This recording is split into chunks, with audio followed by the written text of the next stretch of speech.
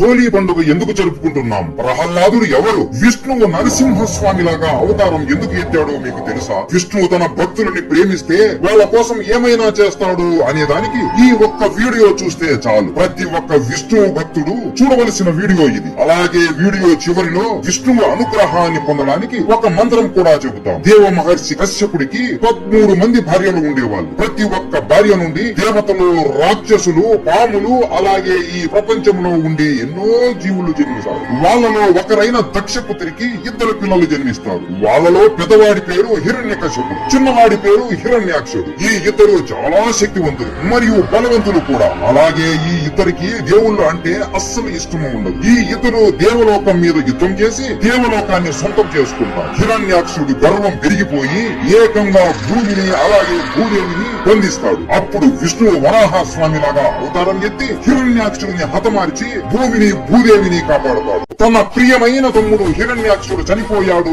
అని హిరణ్యకశ్యపుడికి తెలియగానే ఎలాగైనా ఈ విష్ణువుని చంపాలి అని మహేంద్రచల పర్వతం మీదకి వెళ్లి బ్రహ్మకి కఠోరంగా తపస్సు చేయడం మొదలు పెడతాడు. ఇదే మంచి సమయం అనుకుని ఇంద్రుడు తన సైన్యంతో హిరణ్యకశ్యపుడి సైన్యాన్ని ఓడించి మళ్లీ స్వర్గాన్ని వెనక్కి పొందుతాడు. మొత్తం దైత్యులు అందరూ భయపడి పాతాళ లోకానికి పారిపోతారు. కానీ హిరణ్యకశ్యపుడి భార్య కయాదు మాత్రం ఇంకా బ్రతికే ఉంటుంది. ఆమె అప్పటికే గర్భవతి అయి ఉంటుంది. కయాదుని బంధించి హతమారుద్దాం అనుకునే సమయానికి నారదుడు అక్కడికి వచ్చి, ఇంద్ర, ఆమె కడుపులో విష్ణు పరమ భక్తుడు ఉన్నాడు, ఆమెకి ఏ గాయము చేయకు, లేదంటే విష్ణువు కోపానికి నువ్వు ఎదురుపడాల్సి ఉంటుంది అని అంటాడు. సరే అని ఇంద్రుడు ఆమెను వదిలేస్తాడు. నారదుడు కయాదుని తన ఆశ్రమానికి తీసుకుని వెళ్లి, అమ్మా, హిరణ్యకశ్యపుడు వచ్చే వరకు నువ్వు ఇక్కడే ప్రశాంతంగా సురక్షితంగా ఉండవచ్చు, నీకు నీ బిడ్డకి ఏ హాని నేను రానివ్వను అని మాట ఇస్తాడు. అలా కయాదు నారదుడి ఆశ్రమంలో ఉంటుంది. ప్రతి రోజు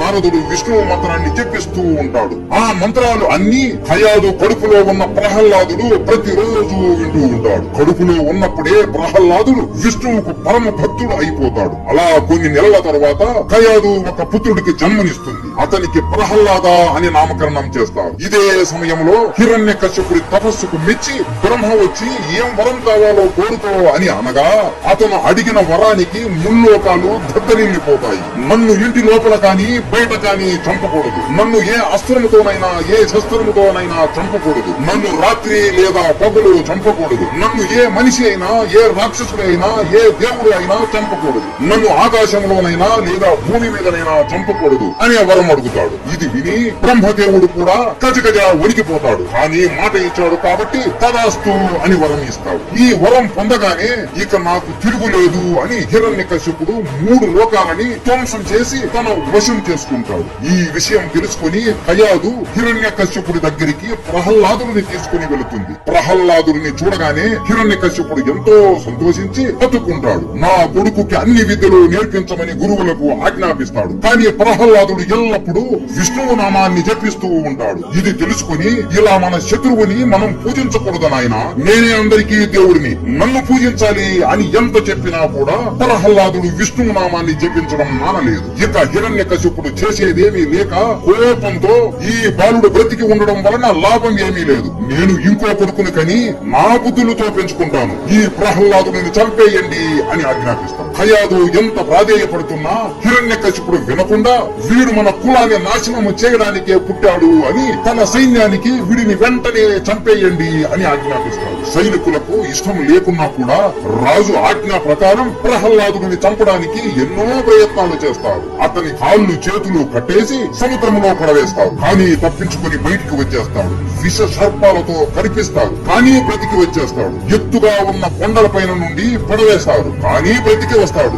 లక్షల బాణాలు అతని పైన వదులుతారు. కానీ బ్రతికి వస్తాడు. ఇవన్నీ రాజుకు చెప్పగా, ఏం మాట్లాడుతున్నారు, ఇది అసాధ్యం అని హిరణ్యకశిపుడే ఒక మదపటి అనుకుని తీసుకుని వచ్చి ప్రహ్లాదుని పైన ఎక్కించగా ప్రహ్లాదుడు నమస్కరించి ఓం నమో నారాయణ, ఓం నమో నారాయణ అని జపించాడు. అంతే, ఆ ఏనుగు ప్రహ్లాదుడికి వంగి నమస్కరించింది. ఇక హిరణ్యకశిపుడికి ఏం చేయాలో అర్థం అవ్వదు. అప్పుడు తన చెల్లెలు అయిన హోళిక అక్కడికి వచ్చి మొత్తం విషయం తెలుసుకుని, సోదరా, నా దగ్గర ఒక ఉపాయం ఉంది. నేను బ్రహ్మకి తపస్సు చేసి ఒక వస్త్రాన్ని కోరికగా కోరాను. ఆ వస్త్రం నేను నా మీద వేసుకుని నా నిజ స్వరూపంలోకి మారి నా శక్తి అంతా ఉపయోగించి అగ్నిలోకి వెళితే అగ్ని నాకు ఏ హాని చేయకూడదు అని వరం పొందాను. ఇప్పుడు నువ్వు పెద్ద మంటను ఏర్పాటు చెయ్యి. నేను ఆ తురుచుడైన ప్రహ్లాదుడిని నా ఒడిలో కూర్చోబెట్టుకుని మంటల్లో కూర్చుంటాను. నా వస్త్రం వలన నన్ను మంటలు ఏమీ చేయలేవు. నేను అతనిని గట్టిగా పట్టుకుంటాను. దెబ్బకి ప్రహ్లాదుడు కాలి బూడిద అయిపోతాడు అని చెబుతుంది. సరే అని మరుసటి రోజు అన్ని ఏర్పాట్లు చేస్తాడు. హోళిక తన శక్తి మొత్తం ఉపయోగించి తన నిజ స్వరూపంలోకి మారి తన మీద వస్త్రాన్ని వేసుకుని ప్రహ్లాదుడిని గట్టిగా పట్టుకుని ఆ మంటల్లో కూర్చుంటుంది. మంటలు మెల్లగా వస్తూ ఉంటాయి. అప్పుడు ప్రహ్లాదుడు నమస్కరించి ఓం నమో నారాయణ, ఓం నమో నారాయణ అని జపించడం మొదలు పెడతాడు. ఇదంతా విష్ణువు చూస్తూ నవ్వుతూ ఒక్కసారి ఉఫ్ అని ఊదుతాడు. ఆ గాలికి హోళిక మీద ఉండే ఆ వస్త్రం ప్రహ్లాదుడి పైన పడుతుంది. అంతే, దెబ్బకి హోళిక ఆ మంటల్లో కాలి బూడిద అయిపోతుంది. ఈ హోళిక దహన రోజునే మనం హోళీ పండుగ జరుపుకుంటున్నాము. ఇక నరసింహస్వామి ఎలా జన్మించాడో తెలుసుకుందాం. తన చెల్లి మరణాన్ని చూసి హిరణ్యకశ్యపుడికి కోపం మరింత ఎక్కువ అయిపోయింది. ప్రహ్లాదుడిని తన మహల్లో నిలబెట్టి ఇలా అంటాడు, నీకు ఎందుకు ఆ విష్ణువు అంటే అంత ఇష్టం? ఆ విష్ణువు నా ప్రియ తమ్ముడిని మోసం చేసి హతమార్చాడు. నా ప్రియ చెల్లెలని నా కళ్ళ ముందే కాల్చి బూడిద చేశాడు. అస్సలు నువ్వు నిజంగానే నాకు పుట్టావా అని అరుస్తూ మాట్లాడుతూ ఉంటాడు. అప్పుడు కూడా ప్రహ్లాదుడు నమస్కరించి జపిస్తూ ఉంటాడు. కోపంతో హిరణ్యకశిపుడు కాలితో గట్టిగా ప్రహ్లాదుని తంతాడు. ప్రహ్లాదుడు గాయపడి రక్తం వస్తున్నా కూడా విష్ణునామాన్ని మాత్రం జపించడం మానలేదు. అస్సలు నీ దేవుడు ఎక్కడ ఉన్నాడు? నాకు కనిపించడే? నా ముందు వస్తే నేను హతమారుస్తానని భయమా నీ దేవుడికి? రప్పించు, ఇప్పుడే పిలిపించు నీ దేవుడిని అని అంటాడు. అప్పుడు ప్రహ్లాదుడు, తండ్రి, దేవుడు అన్ని చోట్ల ఉంటాడు అని అంటాడు. అన్ని చోట్ల ఉంటాడా? ఏది? ఈ సింహాసనంలో ఉన్నాడా? ఈ భూమిలో ఉన్నాడా? ఈ కత్తిలో ఉన్నాడా? పోనీ నాలో ఉన్నాడా? చెప్పురా, చెప్పు. అవును తండ్రి, మీరు చెప్పిన అన్ని చోట్లలో ఉంటాడు. అంతెందుకు తండ్రి, మీ ముందు ఉన్న ఈ స్తంభంలో కూడా ఉన్నాడు అని అంటాడు. హిరణ్యకశిపుడు కోపంతో ఊగిపోతూ, ఈ స్తంభంలో ఉన్నాడా?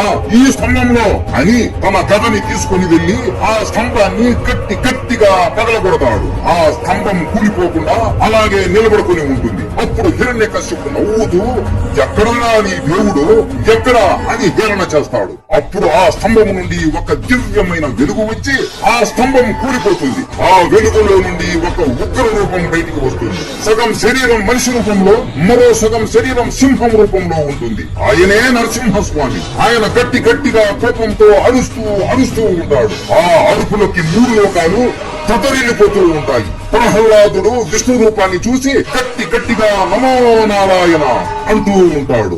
ఇది చూసి హిరణ్యకశిపుడు అతనిని చంపడానికి వెళుతూ ఉండగా నరసింహుడు యుద్ధానికి దిగుతాడు. వాళ్ళిద్దరి మధ్య కఠోరమైన యుద్ధం జరిగింది. ఆ యుద్ధాన్ని మాటల్లో చెప్పలేము. నరసింహస్వామి హిరణ్యకశిపుడిని ఎత్తుకుని అతని కళ్ళలో చూస్తూ, ఇంటి లోపల కాదు, ఇంటి బయట కాదు, ద్వారం దగ్గర కూర్చొని ఆకాశంలో కాదు, భూమి మీద కాదు, తొడల మీద పెట్టుకొని మనిషి కాదు, జంతువు కాదు, సగం మనిషి సగం జంతువు రూపంలో ఏ అస్త్రం కాదు, ఏ శస్త్రం కాదు, తన గోర్లతో హిరణ్యకశిపుడి కడుపు మీద చేతులు పెట్టి తన గోర్లతో చీల్చి గట్టిగా అరుస్తూ చంపేస్తాడు. అలాగే అక్కడున్న రాక్షసులందరినీ తరిమి చంపేస్తాడు. తన కోపం ఎంతకీ తగ్గదు. అప్పుడు సాక్షాత్తు శివుడు వచ్చి నరసింహుడితో యుద్ధం చేసి తన కోపాన్ని శాంతింపజేస్తాడు. వాళ్ళ యుద్ధం మామూలుగా ఉండదు. ఆ యుద్ధం గురించి ఇంకో వీడియో చేస్తాములేండి. శివుడు శబరేశ్వరుడు రూపం ఎత్తి నరసింహస్వామితో యుద్ధం చేసి శాంతింపజేస్తాడు. నరసింహుడు శాంతించి ప్రహ్లాదుడిని తన తొడల మీద కూర్చోబెట్టుకుని అతన్ని ఆశీర్వదించి అంతర్ధానం అయిపోతాడు. చూశారు కదా, ఓం నమో నారాయణ అనే మంత్రానికి ఉన్న శక్తి. మీరు కూడా విష్ణు అనుగ్రహాన్ని పొందాలి అంటే ఈ మంత్రం ప్రతిరోజు జపించండి. ఇది హోలీ వెనుక ఉన్న కథ. ప్రతి సంవత్సరం హోలీ జరుపుకోవడం కాదు, దాని వెనుక ఉన్న కథ ప్రతి ఒక్కరికి తెలియాలి. ప్రతి ఒక్కరికి ఈ వీడియో షేర్ చేయండి. మీకు, మీ కుటుంబ సభ్యులకి హోలీ శుభాకాంక్షలు. మీకు విష్ణు అంటే ఇష్టం ఉంటే ఓం నమో నారాయణ అని కామెంట్ చేయండి. జై విష్ణుదేవో భవ.